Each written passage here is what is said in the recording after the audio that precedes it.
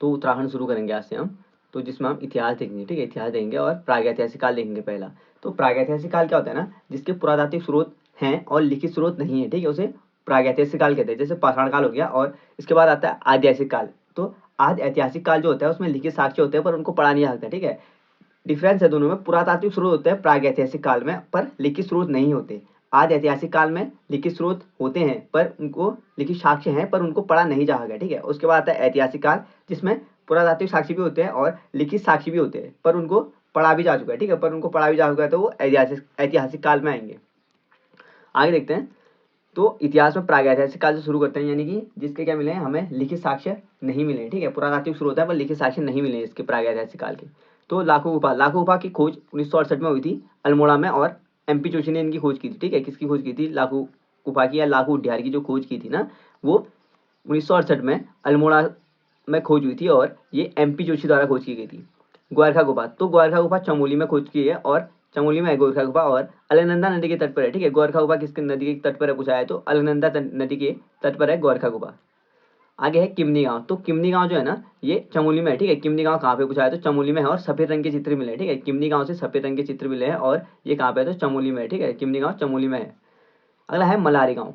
मलारी गांव भी चमोली में है और यहाँ से क्या मिला है, नरकंकाल मिला है, ठीक है। मलारी गांव से क्या मिला है ना, चमोली में है ये, यहाँ से नरकंकाल मिला है, मिट्टी के बर्तन मिले और समाधान मिले, ठीक है। तो पूछा है कि कौन से प्राग ऐतिहासिक स्थल से नरकंकाल, मिट्टी के बर्तन और समाधान मिले हैं, तो वो मलारी गांव से मिले, ठीक है। और 5.2 kg का मुखावरण मिला, ठीक है। 5.2 kg का सोने का मुखावरण कहाँ से मिला है, तो ये मलारी गांव चमोली से मिला है, ठीक है। मलारी गांव चमोली से। आगे हमारा लोहथाप, तो लोहथाप कहाँ पे, तो अल्मोड़ा में, ठीक है। लोहथाप कहाँ पे, अल्मोड़ा में है और यहाँ से शिकार करते हुए और हाथों में हाथ डालकर नृत्य करते हुए चित्र दिखाए गए हैं, ठीक है। लोहथाप अल्मोड़ा में है और यहाँ से शिकार करते हुए और हाथों में हाथ डाल के नृत्य करते हुए चित्रित कहाँ दिखाए गए, तो ये लोहथाप से दिखाए गए, ठीक है। आगे हमारा हुडली, तो हुडली जो है वो उत्तरकाशी में है, ठीक है। हुडली कहाँ पे है, तो उत्तरकाशी में हुडली और नीले रंग के चित्र दिखाए गए हैं, ठीक है। तो नीले रंग से चित्रित चित्र कहाँ दिखाए गए हैं, तो हुडली में दिखाए गए हैं और ये कहाँ पे है, उत्तरकाशी में, ठीक है। उसके बाद है पेटशाल, ठीक है। तो पेटशाल जो है वो 1989, ठीक है। पेटशाल 1989 है और उसके बाद बात करें तो ये अल्मोड़ा में, ठीक है। पेटशाल अल्मोड़ा में और कत्थे रंग के चित्र मिले हैं, ठीक है। पेटशाल से कत्थे रंग के चित्र मिले हैं, अल्मोड़ा में है और 1989 में इसकी खोज हुई थी, ठीक है। और यहाँ पे एक फड़का नौला भी है, तो फड़का नौला ऐसे याद करते, फड़कता है फड़का नौला, ठीक है। इसमें ये ट्रिक करिए ना, फड़कता है पेट में कुछ, ठीक है। तो 1985 में फड़का नौला की खोज हुई थी और 1989 में क्या हुआ था, पेट साल की खोज हुई, ठीक है। 1989 में पेट साल की खोज हुई थी और 1985 में फड़का नौला की खोज हुई थी।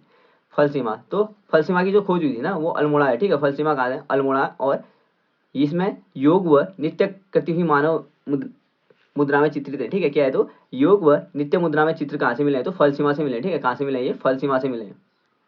आगे हमारा बनकोट, तो बनकोट जो है पिथौरागढ़ से मिले और 8 मानव आकृतियां मिली, ठीक है। यहाँ से क्या मिली है, 8 मानव आकृतियां मिली है बनकोट से और पिथौरागढ़ से है। बनकोट पिथौरागढ़ में स्थित है। तो एक बार रिपीट करा देता हूँ मैं प्रागैतिहासिक स्थल। तो पहला जो है ना लाखों उड्यार है, ठीक है। लाखों उड्यार पहला है, उसकी खोज 1968 में अल्मोड़ा में और एमपी जोशी द्वारा इसकी खोज की गई थी। अगला है गोरखा गुफा चमोली में है, अलकनंदा नदी तट पर, ठीक है। गोरखा गुफा चमोली अलकनंदा नदी तट पर। किमनी गाँव चमोली में है और सफेद रंग के चित्र मिले, ठीक है। सफेद रंग से चित्रित चित्र कहाँ से मिले, तो किमनी गाँव मिले और किमनी गाँव चमोली में है, ठीक है। मलारी गांव चमोली में, ठीक है। मलारी गांव चमोली में है, नरकंकाल मिला है, मिट्टी के बर्तन मिले हैं और समाधान मिला है और 5.2 kg का मुखावरण मिला है, ठीक है, मलारी गांव से। आगे हमारा लोहथाप, तो लोहथाप जो है ना वहां से, लोहथाप कहाँ है पूछा है, तो लोहथाप अल्मोड़ा में, ठीक है। कहाँ पे है, लोहथाप अल्मोड़ा में है और शिकार करते हुए और हाथों में हाथ डालकर चित्र करते हुए नृत्य करते हुए चित्र मिले, ठीक है। कहाँ से, लोहथाप से।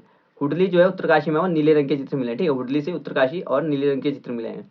आगे है पेटशाल, ठीक है। तो पेटशाल जो है ना, पेटशाल अल्मोड़ा में, ठीक है। 1989 में इसकी खोज होती है और ट्रिक मैंने बताई थी, फड़कता है पेट में कुछ, ठीक है। फड़कना नौली में जो है ना, फड़का नौली जो मिला था वो 1985 में मिला, ठीक है। फड़का नौली 1985 में मिला था और पेटशाल मिला था 1989 में, ठीक है। और खोज हुई थी इनकी और कत्थे रंग के चित्र मिले हैं पेटशाल से, ठीक है। किस रंग के, तो कत्थे रंग के चित्र मिले हैं पेटशाल से। आगे है फलसीमा, तो फलसीमा ये अल्मोड़ा में है, ठीक है। फलसीमा अल्मोड़ा में है और योग व नृत्य करती हुई मुद्रा दिखाई गई है, ठीक है। योग व नृत्य करती हुई मुद्रा के चित्र कहाँ से मिले हैं, तो फलसीमा से मिले हैं। आगे है बनकोट, तो बनकोट जो है ना वो पिथौरागढ़ है, ठीक है। बनकोट पिथौरागढ़ में मिला है और ये 8 मानव आकृतियां मिली, ठीक है। बनकोट जो स्थल है वो पिथौरागढ़ में इसकी खोज हुई थी और 8 मानव आकृतियां मिली, ठीक है। यहाँ से क्या मिली, 8 मानव आकृतियां मिली।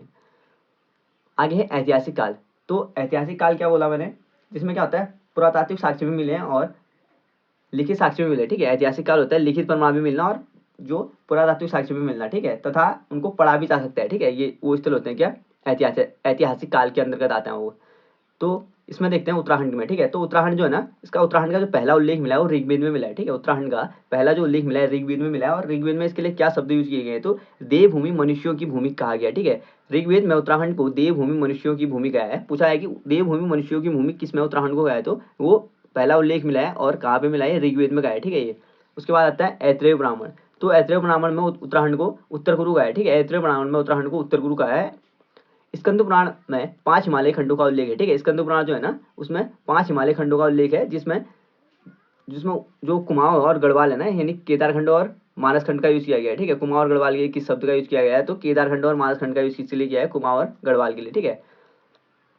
जो उत्तराखंड से संबंधित, ठीक है। जो केदारखंड है ना वो गढ़वाल है, ठीक है। केदारखंड गढ़वाल है और मानसखंड जो है वो कुमाऊं है, ठीक है। केदारखंड गढ़वाल और मानसखंड कुमाऊं है। आगे है पुराणों में उत्तराखंड को उत्तरखंड, ठीक है। पुराणों में उत्तराखंड को उत्तरखंड ब्रह्मपुर खसदेश का है, ठीक है। पुराणों में उत्तराखंड को उत्तरखंड ब्रह्मदेव और ब्रह्मपुर और खसदेश का है, ठीक है। पुराणों में उत्तराखंड को उत्तरखंड ब्रह्मपुर और खसदेश का।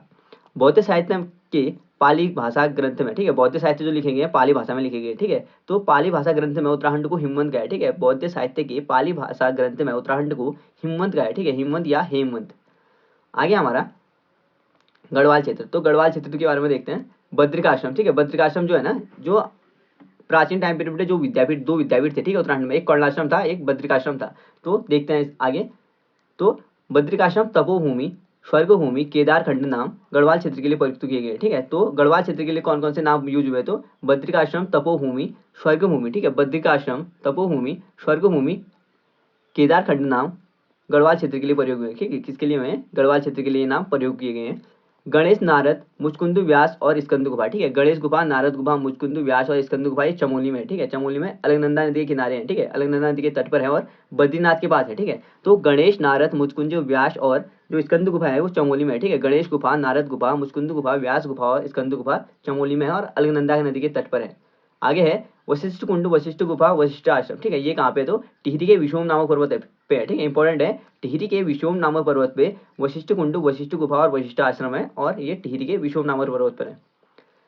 भगवान राम का रघुनाथ मंदिर, ठीक है। जो भगवान राम है ना, उनका रघुनाथ मंदिर देवप्रयाग टिहरी से मिला है, ठीक है। भगवान राम का रघुनाथ मंदिर जो है वो देवप्रयाग टिहरी से मिला है, ठीक है। इंपॉर्टेंट है, देवप्रयाग टिहरी से। आगे है महाभारत वन पर्व में केदारखंड का नाम। तो महाभारत वन पर्व में जो केदारनाथ का नाम है ना, केदारनाथ, उसको भ्रंगतुंग कहा गया, ठीक है। महाभारत के वन पर्व में केदारनाथ को क्या कहा गया, तो भ्रंगतुंग का है, ठीक है। पूछा जाता है कि भ्रंगतुंग शब्द किसके लिए यूज हुआ है, तो ये महाभारत में केदारनाथ के लिए यूज हुआ है, ठीक है। किसके लिए यूज हुआ है, केदारनाथ के लिए। आगे कर्णाश्रम। तो कर्णाश्रम पौड़ी में था, ठीक है। कर्णाश्रम कहाँ पे, तो पौड़ी में और मालनी नदी के तट पर है, ठीक है। कर्णाश्रम मालनी नदी के तट पर है। प्राचीन टाइम पीरियड में 2 विद्यापीठ थे, बताया मैंने आपको। एक कर्णाश्रम था, एक बद्रिकाश्रम था। बद्रिकाश्रम हमने पढ़ चुके हैं, ठीक है, बद्रिकाश्रम के बारे में। अब हम कर्णाश्रम के बारे में पढ़ रहे हैं। तो भरत का जन्म यहीं पे हुआ था, ठीक है। कर्णाश्रम में भरत का जन्म हुआ था। यहाँ कालिदास ने अभिज्ञान शाकुंतलम लिखा था, ठीक है। अभिज्ञान शाकुंतलम कालिदास ने कहाँ पे लिखा था, पूछा है तो कर्णाश्रम में लिखा था।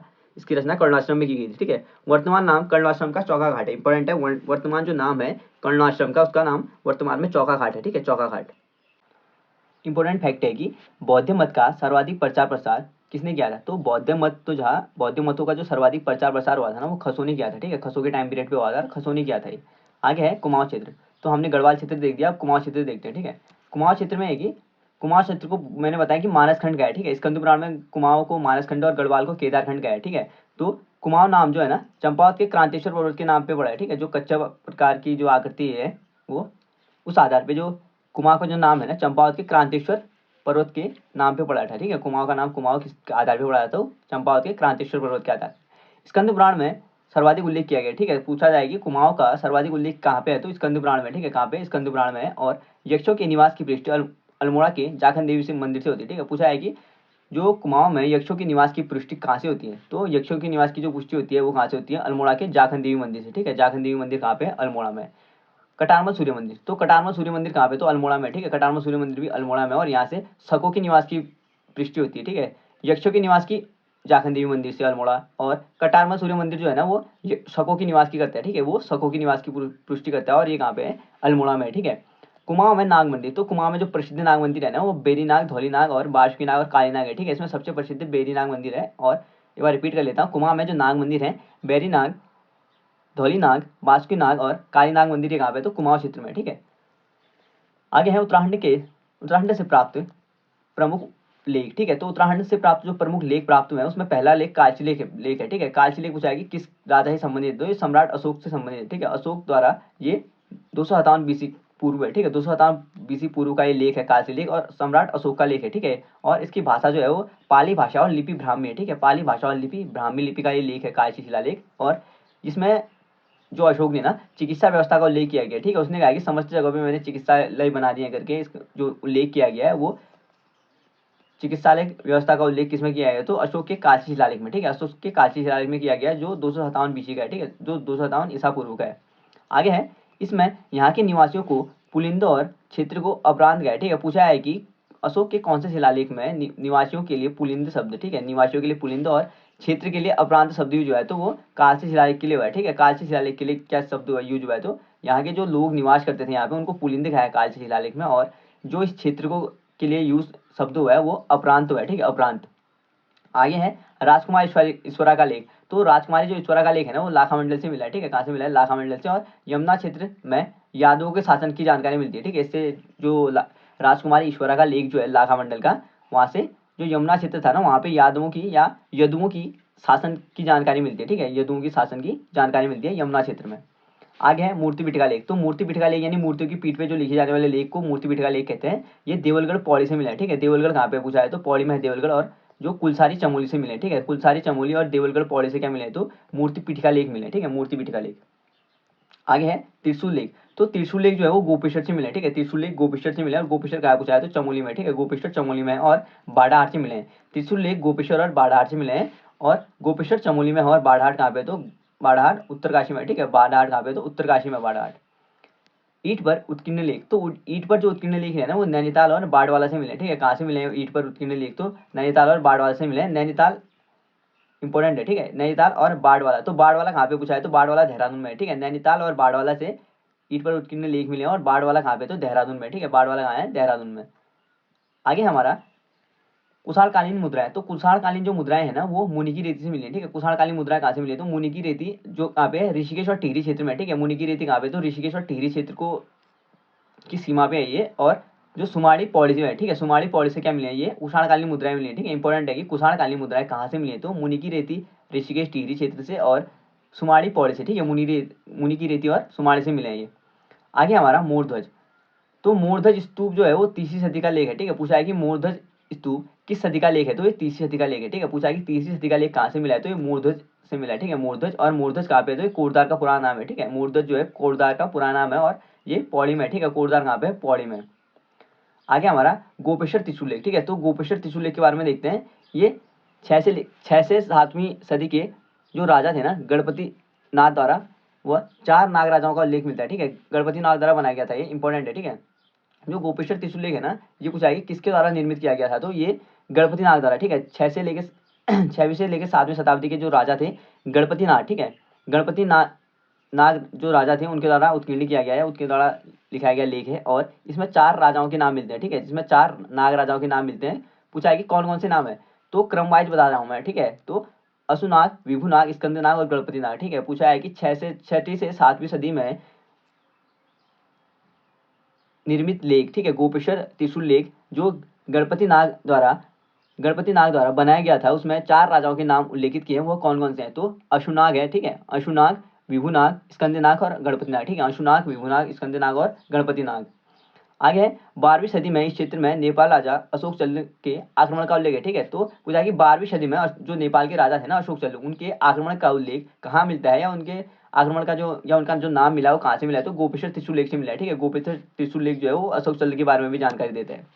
आगे हमारा कार्तिकीय राजाओं के लेख। तो कार्तिकीय राजाओं के जो लेख है ना वो 4 जगह से मिले, ठीक है। कहाँ से मिले, तो 4 जगह से मिले कार्तिकीय राजाओं के लेख, जो पांडुकेश्वर, कंडारा, चंपावत और बैजनाथ, ठीक है। पांडुकेश्वर, कंडारा, चंपावत और बैजनाथ। इसमें जो पांडुकेश्वर है ना यहाँ से ललितसुर देव का लेख मिला है, ठीक है। पांडुकेश्वर में ललितसुर देव की जानकारी मिली है, और बैजनाथ भूदेव से संबंधित, ठीक है। बैजनाथ जो लेख है वो भूदेव से संबंधित है, इंपॉर्टेंट है दोनों। तो राजवंशों का ऐतिहासिक कालक्रम देखते हैं, ठीक है। पहले है कुलिंद राजवंश। तो कुलिंद राजवंश जो था वो पहला राजनीतिक शक्ति है, ठीक है। पूछा है कि पहली राजनीतिक शक्ति किसे कहा गया, तो कुलिंद राजवंश को पहली राजनीतिक शक्ति कहते हैं, ठीक है। ये मौर्य के अधीन थे, ठीक है। कुलिंद जो थे वो मौर्य के अधीन थे। ये किससे मिलती है, कालसी शिलालेख से जानकारी मिलती है, ठीक है। जो कुलिंद लोग थे वो मौर्य के या अशोक के अधीन थे। आगे है अमोघ भूति, शक्तिशाली शासक था, ठीक है। इस वंश का जो कुनिंदु वंश है उसका सबसे शक्तिशाली शासक कौन था, तो अमोघ भूति था, ठीक है, अमोघ भूति था। और कुनिंदु मुद्राएं, तो कुनिंदु जो मुद्राएं है ना वो अल्मोड़ा से मिली हैं और 4 राजाओं का उल्लेख है, ठीक है। कुनिंदु मुद्राएं अल्मोड़ा से मिली है, इसमें 4 राजाओं का उल्लेख है, आसेक, गौमित्र, शिवदत्त और हरदत्त, ठीक है। पूछा है कि कौन से 4 राजाओं का उल्लेख अल्मोड़ा मुद्राओं या कुनिंदु मुद्राओं से मिला है, तो ये मिला है आसेक, गौमित्र, शिवदत्त और हरदत्त, ठीक है। आसेक, गौमित्र, शिवदत्त, हरदत्त राजाओं का उल्लेख, कुनिंद राजाओं का उल्लेख, ठीक है, ये अल्मोड़ा से मिला है, ठीक है, इनकी मुद्राओं से। आगे है शकों का अधिकार, तो उसके बाद कुनिंदों के बाद क्या हो गया था, शकों का अधिकार हो गया था, ठीक है, जिसकी पुष्टि कौन करता है, तो कटारमा सूर्य मंदिर करता है, ठीक है। शकों के अधिकार की पुष्टि कौन करता है, वो कटारमा सूर्य मंदिर करता है। और यक्षों के निवास की जो पुष्टि करता है वो कौन करता है, कुमाऊं में या उत्तराखंड या कुमाऊं क्षेत्र में जो शकों की यक्षों के निवास की पुष्टि करता है ना वो अल्मोड़ा का जाखन देवी मंदिर करता है, ठीक है। और शकों के निवास की कौन करता है, तो कटारमा सूर्य मंदिर करता है। आगे हमारा कुषाणों का अधिकार, तो शकों के बाद कुषाण आगे थे, पहले कुनिंद, शक, फिर कुषाण, ठीक है। उसके बाद जो कुषाण थे ना इनके जो अवशेष मिलते हैं वो वीरभद्र, ठीक है। वीरभद्र कहाँ पे पूछा है, तो वीरभद्र ऋषिकेश, ठीक है, वीरभद्र ऋषिकेश, गौविषाण काशीपुर, मोरध्वज कोटद्वार, ठीक है, मोरध्वज कोटद्वार। और जो मुद्राएं मिली इनकी मुनि की रेती और सुमाड़ी से मिली है, ठीक है, मुनि की रेती और सुमाड़ी से मिली है। तो एक बार रिपीट कर लेते हैं, कुषाणों ने अधिकार किया था, इसके अवशेष जो मिले हैं वीरभद्र से मिले हैं, गौविषाण से मिले हैं, काशीपुर से मिले हैं और मोरध्वज से मिले हैं, ठीक है। वीरभद्र ऋषिकेश में है, गौविषाण काशीपुर में है, मोरध्वज कोटद्वार में है और जो मुद्राएं हैं मुनि की रेती और सुमाड़ी से मिली है, ठीक है। कुषाणों की जो मुद्राएं मिली है वो मुनि की रेती और सुमाड़ी से मिली है। और मैं आपको बता चुका हूँ जो मुनि की रेती है ना, मुनि की रेती कहाँ पे है, ये टिहरी और जो ऋषिकेश वाले एरिया में मुनि की रेती पड़ती है और सुमाड़ी पौड़ी में पड़ता है, ठीक है, सुमाड़ी पौड़ी में पड़ता है। आगे है बाढ़ वाला यज्ञ वेदिकाएं, तो बाढ़ वाला जो यज्ञ वेदिका है ना ये सीलवर्मन द्वारा 30वीं सदी में निर्माण की गई थी, ठीक है। तो पूछा है कि बाढ़ वाला यज्ञ वेदिकाओं का निर्माण किसने किया था, तो ये सीलवर्मन द्वारा किया गया है, ठीक है। किस द्वारा किया गया था, सीलवर्मन द्वारा किया गया था इनका निर्माण, और ये 3री सदी की है, ठीक है। कौन सी सदी की है, तो 3री सदी में इनका निर्माण किया गया था। आगे हमारा हेनसांग, तो हेनसांग जो था ये भारत में हर्षवर्धन के टाइम पीरियड पे आता है, ठीक है। लगभग 15 वर्षों तक भारत में रहा था। ये 629 से लेके 645 या कहीं पे 630 से लेके 645 दिया है, ठीक है। तो 630 से लेके 645 मानिए और 15 वर्षों तक, ठीक है, कितने वर्ष तक रहा था, 15 वर्षों तक भारत में रहा था और चीनी बौद्ध यात्री था, ठीक है। हेनसांग चीनी बौद्ध यात्री था, ये हर्षवर्धन के टाइम पीरियड में भारत आया था 630 से लेके 629 से लेके 645 तक, ठीक है। और 634 में ये हरिद्वार आया था, ठीक है। जो हेनसांग था ना बौद्ध यात्री, चीनी बौद्ध यात्री, ये 634 में हरिद्वार आया था और हरिद्वार की माप इसने 20 ली बताई, ठीक है। 20 ली एक चीनी मापन का तरीका है और इसने जो हरिद्वार की माप बताई, पूछा है कि हेनसांग के अनुसार हरिद्वार की माप कितनी बताई गई है, तो 20 ली बताई गई, ठीक है, 20 ली बताई गई है। आगे है ब्रह्मपुर का पौरव वंश, तो ब्रह्मपुर का पौरव वंश जो है ना, ब्रह्मपुर कहाँ पे पूछा है, तो हरिद्वार में, ठीक है, इंपॉर्टेंट है। ब्रह्मपुर कहाँ है, तो हरिद्वार में। और जो पौरव वंश है इसके जो शासक थे ना विष्णुवर्मन प्रथम, वृषवर्मन, अग्निवर्मन आदि थे, ठीक है। तो ब्रह्मपुर के जो पौरव वंश के जो शासक थे वो थे विष्णुवर्मन प्रथम, वृषवर्मन और अग्निवर्मन। पूछा है कि जो बाह्य आक्रमण हुए थे ब्रह्मपुर के पौरव वंश के टाइम पीरियड पे, जो बाह्य आक्रमण हुए थे ना वो चौहान नरेश विग्रहराज का हुआ था, ठीक है। चौहान नरेश विग्रहराज और तोमर राजाओं के हुए थे, ठीक है। पूछा है कि ब्रह्मपुर के पौरव राजाओं पे आक्रमण किस किस के हुए थे, तो चौहान नरेश, विग्रहराज और तोमर राजाओं ने किया था, ठीक है, तोमर राजाओं ने। आगे है कार्तिकेयपुर राजवंश, तो पहला ऐतिहासिक राजवंश है, ठीक है। कार्तिकपुर राजवंश पहला ऐतिहासिक राजवंश है और पहला राजनीतिक राजवंश हमने देख लिया है, ठीक है। कुलिंद राजवंश जो था ना वो पहला राजनीतिक राजवंश था। राजनीतिक राजवंश राजनीतिक शक्ति थी। तो कार्तिकपुर राजवंश इनका जो शासन रहा था ना 300 वर्षों तक रहा था, 700 से लेके 1000 ईस्वी, ठीक है। 700 से लेके 1000 ईस्वी तक कार्तिकपुर जो वंश था उन्होंने शासन किया था। और इनकी जो राजधानी थी ना, शुरुआत में इनकी राजधानी जोशीमठ थी और बाद में ये वैद्यनाथ कार्तिकपुर में ले जाते हैं, ठीक है। शुरुआत में कार्तिकपुर राजाओं की राजधानी कहाँ पे थी, तो जोशीमठ में थी और बाद में कहाँ ले जाते हैं, वैद्यनाथ में ले जाते हैं, ठीक है। कहाँ पे ले जाते हैं, वैद्यनाथ में ले जाते हैं और जो कहाँ पे है कार्तिकपुर में है, ठीक है।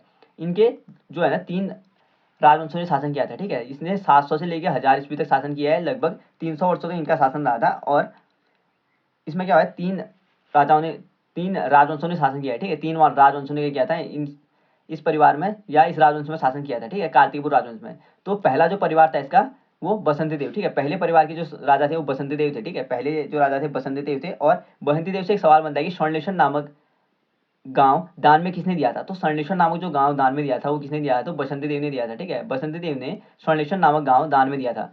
और दूसरे हैं खरपर देव, तो खरपर देव कश्मीरी राजा जो ललितादित्य थे ना उनके आक्रमण किया था, ठीक है। उन्होंने क्या किया था, कश्मीरी राजा ललितादित्य ने आक्रमण किसके टाइम पीरियड में किया था, तो खरपर देव के टाइम पीरियड में किया, जो किससे संबंधित है, कार्तिकेयपुर राजवंश के पहले परिवार से संबंधित है, ठीक है, खरपर देव।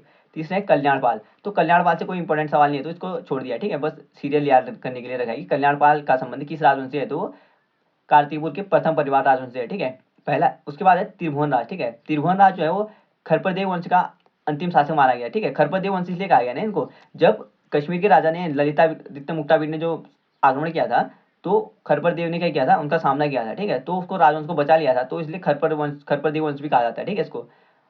और किरातों से संधि की थी, तो किरातों से संधि करने वाला कार्तिकपुर राजा कौन था, कार्तिकपुर राजवंश से कौन सा राजा संबंधित है, तो किरातों से संधि करने वाला राजा कौन है, त्रिभुवन राज, ठीक है। कौन है, त्रिभुवन राज। तो पहले परिवार में हमने देखा बसंत देव, जिसने स्वर्णेश्वर नामक जो गांव था उसको दान में दिया। खरप्रदेव ने कश्मीरी राजा ललितादित्य मुक्तापीड का सामना किया था। और कल्याणपाल से कोई इंपॉर्टेंट सवाल नहीं है, बस सीरियल याद रखिएगा कि बसंत देव, खरप्रदेव, उसके बाद कल्याणपाल और उसके बाद त्रिभुवन राज, ठीक है। त्रिभुवन राज ने क्या किया था, खरप्रदेव वंश का अंतिम शासक है ये, या जो पहले परिवार का है कार्तिकपुर राजवंश का पहले परिवार का अंतिम शासक त्रिभुवन राज है, और किरातों से संधि करता है, ठीक है। किरातों से संधि का उल्लेख किसके, तो त्रिभुवन राज का है। उसके बाद द्वितीय परिवार, तो द्वितीय परिवार जो है ना उसे निम्बर वंश, ठीक है। द्वितीय परिवार जो है निम्बर वंश, ठीक है। निम्बर वंश है द्वितीय परिवार। और इसमें क्या होता है ना, पहला परिवार खरप्रदेव वंश, ठीक है। द्वितीय परिवार निम्बर वंश, ये निम्बर है, ठीक है। जहाँ जो त्रिभुवन राज था उनसे किरातों से संधि की थी ना, निम्बर ने पालों से संधि की थी, ठीक है। निम्बर ने किससे संधि की थी, तो पालों से संधि किस कार्तिकपुर राजवंश ने की थी, तो वो की थी कौन से राजवंश ने, दूसरे, ठीक है, दूसरे परिवार ने, निम्बर वंश ने। तो पालों से संधि की और जागेश्वर में विमानों का निर्माण करवाया था, ठीक है। जागेश्वर में जो मंदिरों के ऊपर जो विमान होते हैं ना, उनका निर्माण किसने किया था, तो वो किया था किसने, निम्बरदेव ने, ठीक है। किसने किया था, निम्बरदेव ने। और निम्बरदेव का जो पुत्र था ना इष्टिगण देव से सवाल बनते हैं, ठीक है। इष्टिगण जो देव थे उन्होंने जागेश्वर में नर दुर्गा, महिषमर्दिनी, लकुलिश तथा नटराज मंदिरों का निर्माण करवाया था, ठीक है। इष्टिगण जो थे देव थे, उन्होंने जो जागेश्वर है ना, जागेश्वर कहाँ पे पड़ता है, अल्मोड़ा में, ठीक है। और जटागंगा के किनारे है ये जागेश्वर। जागेश्वर में नव दुर्गा, महिषमर्दिनी, लकुलिश और नटराज मंदिरों का निर्माण किसने किया था, तो ये किया था इष्टिगण देव ने, ठीक है। इष्टिगण देव ने, इंपॉर्टेंट है कि जागेश्वर में नवदुर्गा, महिषमर्दिनी, लकुलिश और नटराज मंदिरों का निर्माण किसने किया था, तो वो इष्टिगण देव ने किया था, ठीक है। और जागेश्वर में विमानों का निर्माण किसने किया था, निम्बर देव ने विमानों का निर्माण किया था। और निम्बर देव का पुत्र इष्टिगण देव है, ठीक है। और इष्टिगण देव से एक और सवाल बनता है कि उत्तराखंड को एक सूत्र में बांधने का प्रयास किसने किया था, इष्टिगण देव ने, ठीक है। समस्त उत्तराखंड को सर्वप्रथम एक सूत्र में बांधने का जो प्रयास किया था वो इष्टिगण द्वारा किया गया था। आगे है ललित देव। ललित देव पांडुकेश्वर ताम्रपत्र, ठीक है। मैंने बताया ना आपको, जो कार्तिकेय राजा के 4 लेख में है ना, पांडुकेश्वर, कंडारा, चंपावत और बैजनाथ। तो जो पांडुकेश्वर से मिला है वहां के लेख से ललित, जो किस राजा का उल्लेख है, तो ललित देव का उल्लेख है, ठीक है। कौन से, पांडुकेश्वर ताम्रपत्र से। और जो बैजनाथ है वहां से भूदेव का है। तो जो पांडु जो ललित देव है ना, उनका पांडुकेश्वर ताम्रपत्र में उनको 12 अवतार के समान बताया, ठीक है।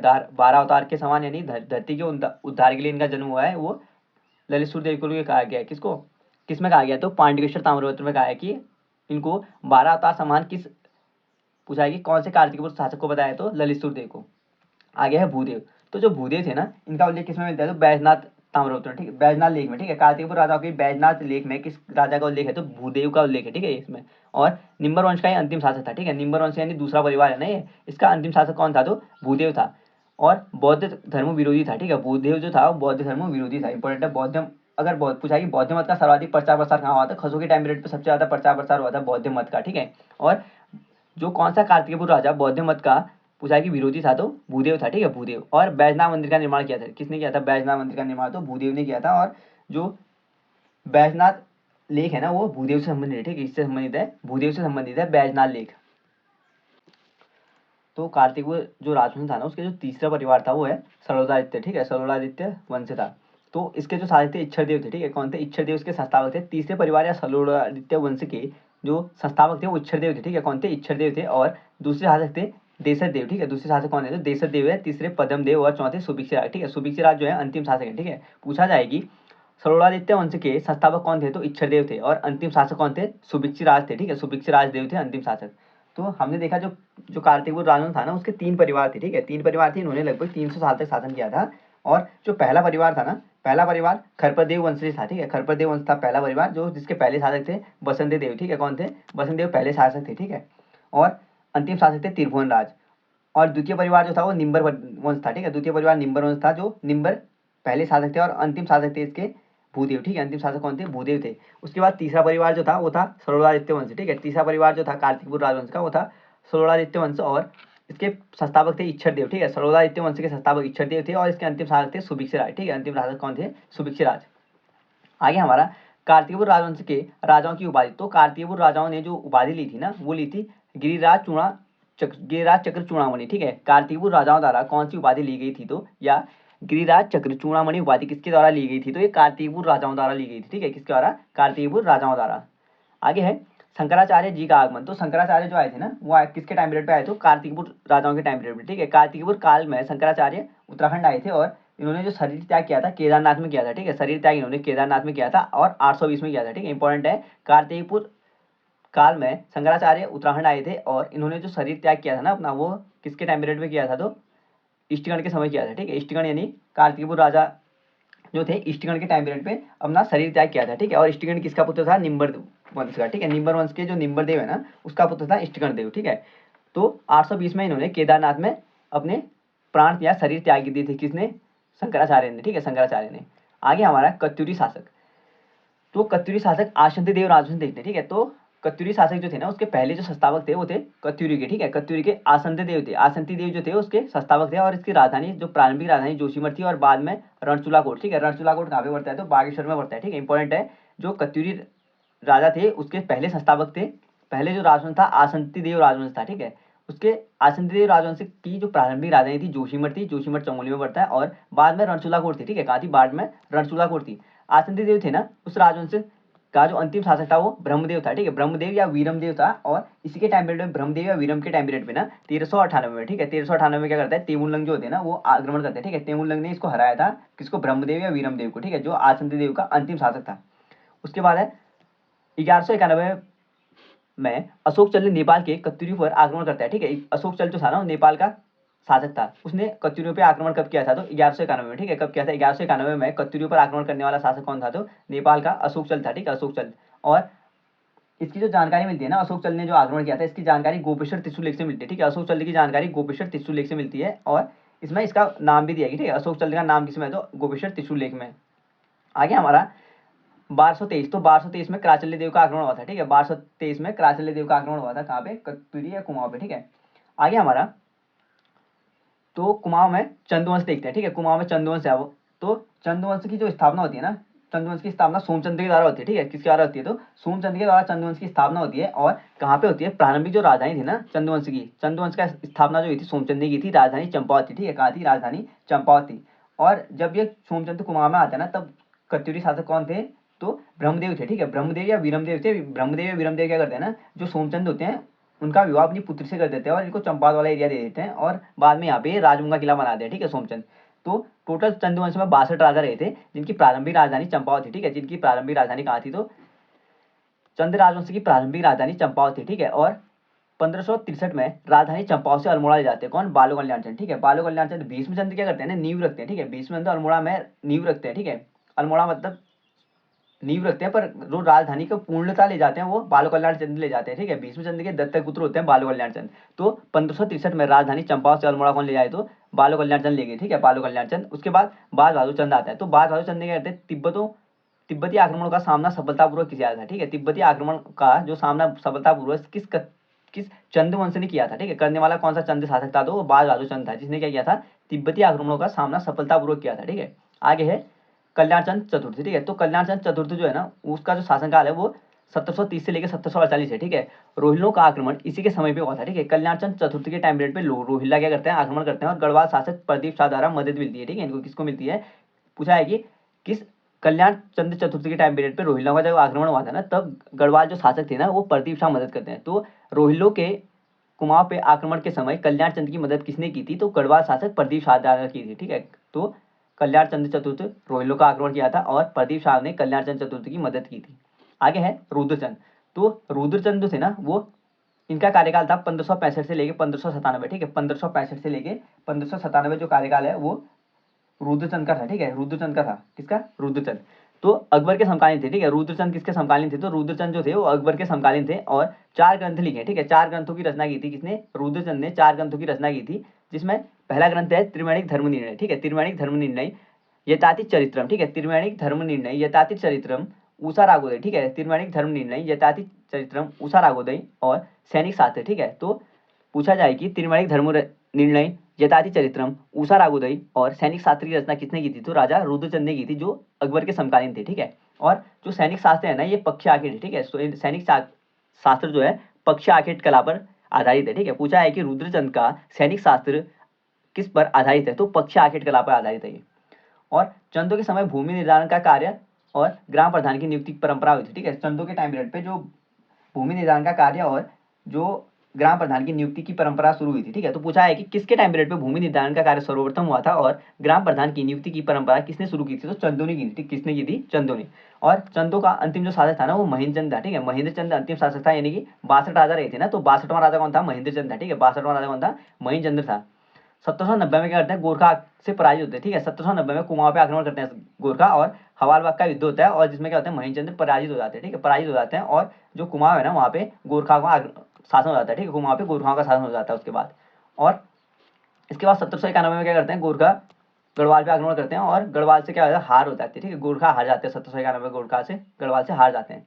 तो आगे देखते हैं, आगे है कुमाऊं के किले। तो कुमाऊं के किले जो है वो भीष्मचंद्र थे। भीष्मचंद्र ने खगमराया का किला बनाया था अल्मोड़ा में। ठीक है, भीष्मचंद्र ने खगमराया का किला अल्मोड़ा में और अल्मोड़ा की नींव रखी थी। ठीक है, अल्मोड़ा की नींव और आलम नगर के नाम से। ठीक है, आलम नगर किसका नाम है, तो अल्मोड़ा का नाम है, और अल्मोड़ा की नींव आलम नगर के नाम से किसने रखी थी, तो भीष्मचंद्र ने रखी थी। ठीक है, और भीष्मचंद्र क्या करते हैं, राजधानी स्थानांतरित करने का प्रयास करते हैं। ठीक है, तो पूछा जाए कि अल्मोड़ा राजधानी स्थानांतरित करने का प्रयास किसने किया था, तो बालू कल्याण चंद्र ने। ठीक है, बालू कल्याण चंद्र बालू कल्याण चंद्र पूर्णतया क्या करते हैं, अल्मोड़ा राजधानी स्थापित कर देते हैं। ठीक है, पहला प्रयास किया था भीष्मचंद्र ने। ठीक है, पहला प्रयास भीष्मचंद्र ने किया था। आगे है बालू कल्याण चंद्र। तो बालू कल्याण चंद्र लाल मंडी किला, ठीक है, फोर्ट मेरा किला बनाया। ठीक है, लाल मंडी किला या फोर्ट मेरा किला किसने बनाया था, तो बालू कल्याण चंद्र ने बनाया था। कहाँ पे है, अल्मोड़ा में। ठीक है, लाल मंडी या फोर्ट मेरा किला कहाँ पे बनाया है, अल्मोड़ा में बनाया है। और किसने बनाया था, तो बालू कल्याण चंद्र ने बनाया था। ठीक है, और नैला पोखर किला अल्मोड़ा में। ठीक है, नैला पोखर किला अल्मोड़ा में। ठीक है, और अल्मोड़ा राजधानी पूर्णतः स्थापित किसने करी, तो ये बालू कल्याण चंद्र ने की थी। ठीक है, किसने की थी, बालू कल्याण चंद्र, जो क्या था, भीष्मचंद्र का दत्तक पुत्र था। ठीक है, आगे हमारा रुद्रचंद। तो रुद्रचंद जिसने मल्ला महल बनाया था। ठीक है, रुद्रचंद ने मल्ला महल बनाया था और यहाँ रामशिला मंदिर की स्थापना की थी। ठीक है, मल्ला महल बनाकर रुद्रचंद ने अल्मोड़ा में क्या किया था, रामशिला मंदिर की स्थापना की थी। ठीक है, रुद्रपुर नगर और कल्याणी नदी तट पर। ठीक है, रुद्रपुर नगर की स्थापना किसने की, रुद्रचंद ने की थी, और कल्याणी नदी तट पर की थी। ठीक है, कौन से नदी तट पर है रुद्रपुर नगर, तो कल्याणी नदी तट पर।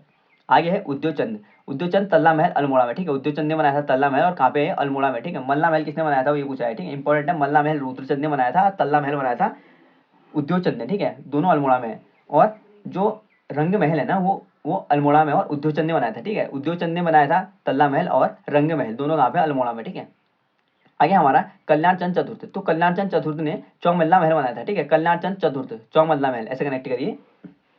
तो कल्याण चंद चतुर्थ जो थे उन्होंने चौमल्ला महल बनाया था, और कहाँ पे बनाया था, अल्मोड़ा में। ठीक है, अल्मोड़ा में। सोमचंद। तो सोमचंद ने राजगंगा किला बनाया था चंपावत में। ठीक है, तत्कालीन जो शासक थे ब्रह्मदेव थे। ठीक है, ब्रह्मदेव मैंने बताया ना अपनी पुत्री का जो विवाह करते हैं वो सोमचंद से कर देते हैं। आगे है नैथला का किला। तो नैथला का किला जो है पूछा है कि कौन से काल से संबंधित है, तो नैथला का किला किसने बनाया था, गोरखाओं द्वारा बनाया गया था और गोरखा काल से संबंधित है। ठीक है, नैथला का किला गोरखाओं से संबंधित है और गोरखा उन्हें बनाया था इसको, और अल्मोड़ा में नैथला किला कहाँ पे, अल्मोड़ा में। आगे चंपावत। तो चंपावत में जो है ना वो सिरमोही का किला है। ठीक है, इंपॉर्टेंट है, चंपावत में सिरमोही का किला कहाँ पे है, चंपावत में। ठीक है, और बाणासुर का किला कहाँ पे है, चंपावत में। ठीक है, बाणासुर के किले का स्थानीय नाम मारकोट का किला है। ठीक है, बाणासुर के किले का स्थानीय नाम क्या है, तो मारकोट का किला है। और गल्ला चौड़ी का किला कहाँ पे, तो ये चंपावत में। ठीक है, गल्ला चौड़ी का किला भी चंपावत में है, और ये राजा गौरील द्वारा बनाया गया। ठीक है, राजा गौरील द्वारा बनाया था। तो एक बार रिपीट कर लेते हैं, सिरमोही का जो किला है वो चंपावत में है, और बाणासुर का किला है मारकोट, स्थानीय नाम है बाणासुर का किला, और ये भी चंपावत में। ठीक है, और बाणासुर एक राक्षस का नाम है। ठीक है, और गल्ला चौड़ क्या है, तो गल्ला चौड़ एक किला है, और ये राजा गौरील द्वारा बनाया गया है। ठीक है, कहाँ पे बनाया गया था, ये चंपावत में बनाया गया था, और राजा गौरील ने बनाया था इसको।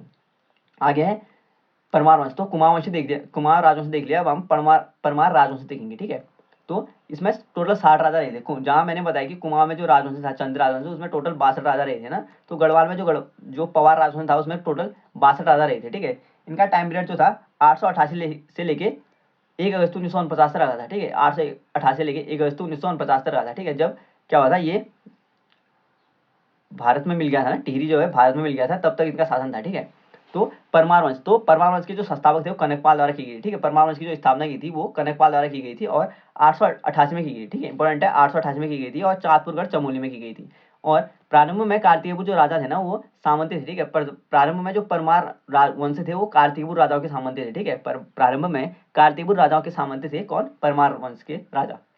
आगे है अजयपाल।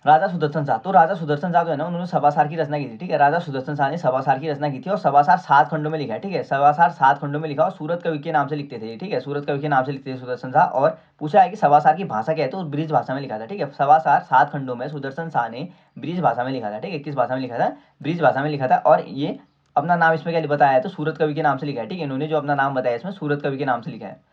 आगे है टिहरी राजधानी स्थानांतरित, तो टिहरी राजधानी स्थानांतरित जो की थी ना वो सुदर्शन शाह के टाइम पीरियड पे हुई थी, ठीक है। टिहरी राजधानी जो स्थानांतरित होती है वो सुदर्शन शाह के टाइम पीरियड पे होती है। और पूछा है कि टिहरी के पहले नरेश कौन से हैं, तो वो सुदर्शन शाह थे, ठीक है। 1815 से लेकर 1859 तक इनका टाइम पीरियड रहा था।